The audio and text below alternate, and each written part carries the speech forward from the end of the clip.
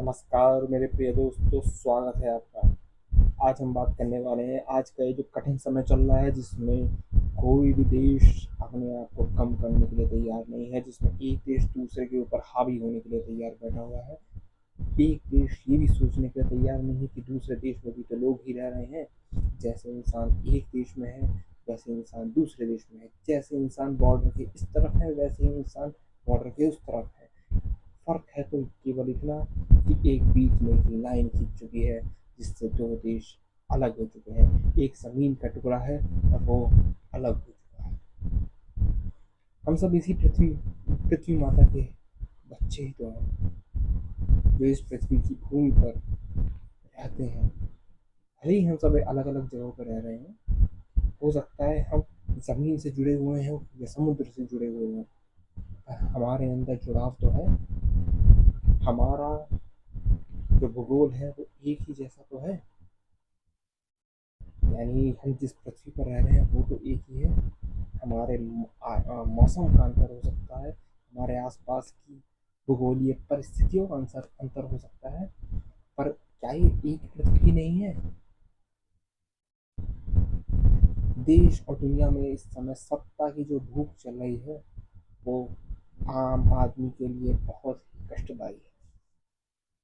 ये सत्ता की भूख आदमी को आदमी नहीं रहने दे रही। इसने लोगों का जीवन इतना कठिन बना दिया है कि लोग अपने मूलभूत सुविधाएं, खाना पानी के लिए बेहाल हैं। जो नई पीढ़ी आ रही है, जो इस जंग की पैदाइश होगी, आप सोच सकते हैं वो किस तरीके की मानसिकता ली हुई होगी। साल 1947 में भारत और पाकिस्तान अलग हुए थे, लेकिन भारत और पाकिस्तान के बीच का जो युद्ध है, सबसे बड़ी वजह 1947 में इसका अलग होना ही है। एक बड़ी वजह इसमें धर्म की भी आती है।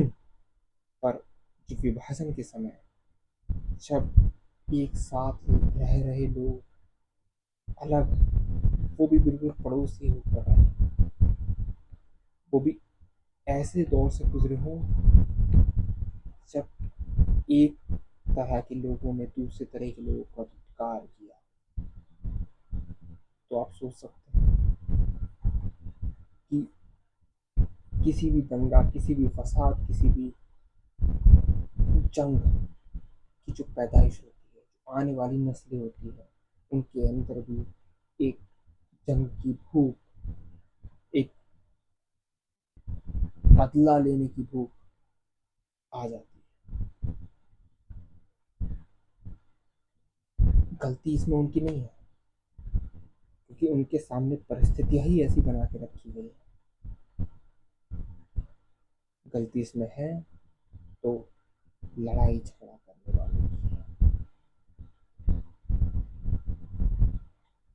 और क्या है कि परिस्थिति हमारे सामने जैसी भी रखी गई हो, हम अगर अपने विवेक से निर्णय नहीं ले रहे, तो आने वाली पीढ़ी के लिए जो गलती होगी वो हमारे ही द्वारा। तो इसलिए हमें चाहिए कि हम कॉन्शियस हो गए एक्शंस, हम समझे कि हमारे किसी भी एक्शन का परिणाम दूरगामी है। हम सोचे कि हमारी आने वाली नस्लें, चाहे वो कामयाब हो चाहे ना हो, चाहे वो किसी भी परिस्थिति में रहे, उन्हें कभी भी नफरत का सामना ना करना पड़े। उनके सामने से जो भी आदमी आए, किसी भी देश का हो, किसी भी धर्म का हो, के मन में प्रेम की भावना होनी चाहिए। भाई इंसान ही तो है, चाहे अमीर हो चाहे गरीब हो, चाहे बॉर्डर के इस पार का हो चाहे उस पार का। ये जो खेल, ये जो गंदा खेल, सत्ता का, पैसे का, जमीन का, ये जैसा खेल समाज में चल रहा है, ये बड़ा दर्दनाक खेल है। क्योंकि जिससे इससे फायदा हो रहा होता है, वो इसके नुकसान के बारे में नहीं सोच पाता। क्या करें, पुराने लोगों ने ही कुछ इस तरीके की व्यवस्था बना दी है कि आने वाली पीढ़ी अच्छे उसूलों पे चल के उतनी शीघ्रता के साथ में सफलता नहीं पा सकती जितना बुरी चीज़ों को मान कर वो कुछ समय में पा लेती है। हालांकि भविष्य में उसके परिणाम हमेशा गलत ही होते हैं, लेकिन वो भविष्य बहुत समय तक का कोई सोच ही नहीं पाता कि वहाँ तक भी आदमी पहुँचे। आदमी सोचता रहता है मैं कहीं ना कहीं से बच ही जाऊँ।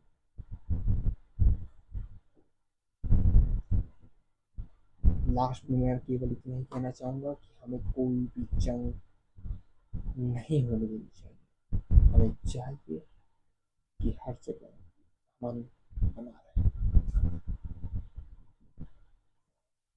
लोगों के अंदर से ये जो जंग की भूख है ये किस तरह से निकले, हमारे जो कानों में आवाज करे अच्छी ही आवाज करे। एक श्लोक है संस्कृत का, भद्रम कर्णे विशोणियाम देवा भद्रम पश्यन्नक्षदेव यजत्रा। इसका अर्थ कुछ ऐसा है कि हम कानों से अच्छा ही सुने, जो भी सुने वो हमारे लिए और बोलने वाले के लिए भी शुभ फल पाए।